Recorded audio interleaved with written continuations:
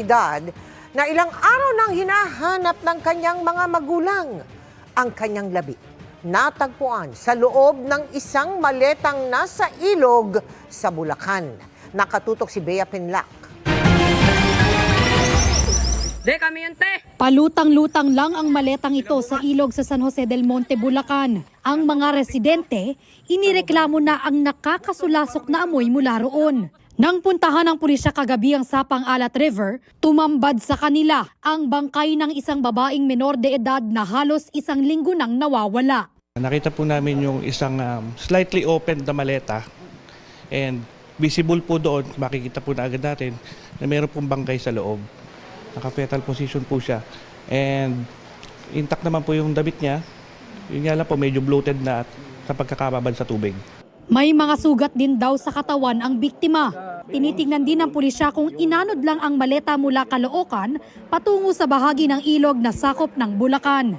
Sa sunod naman ng ulan, dahil ilog ngayon, hindi natin masasabi kung inanod ba, pero may possibility na doon din talaga.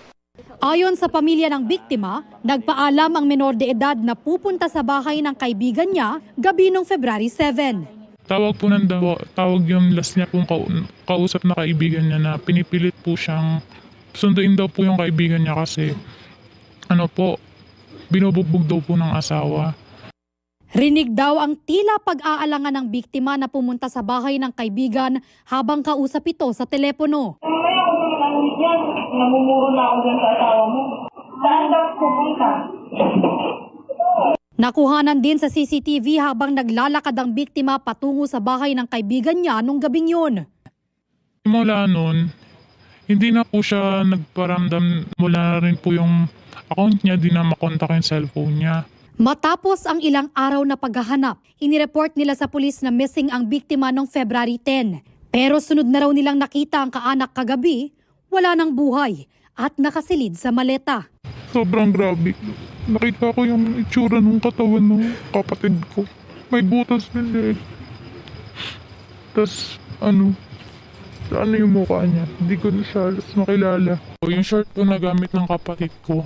Ayun po yung short na nakita ko po dun sa may bangkay na natagpuan po sa may ilog. Patuloy pa ang investigasyon sa pagpatay sa biktima. May mga person of interest na ring tinitignan ang pulisya. Nakikipag-coordinate din po tayo sa Caloocan para sa mga details pa na pwede pang makatulong sa clues sa ating investigation. Para sa GMA Integrated News, Bea Pinlac, Nakatutok 24 Oras.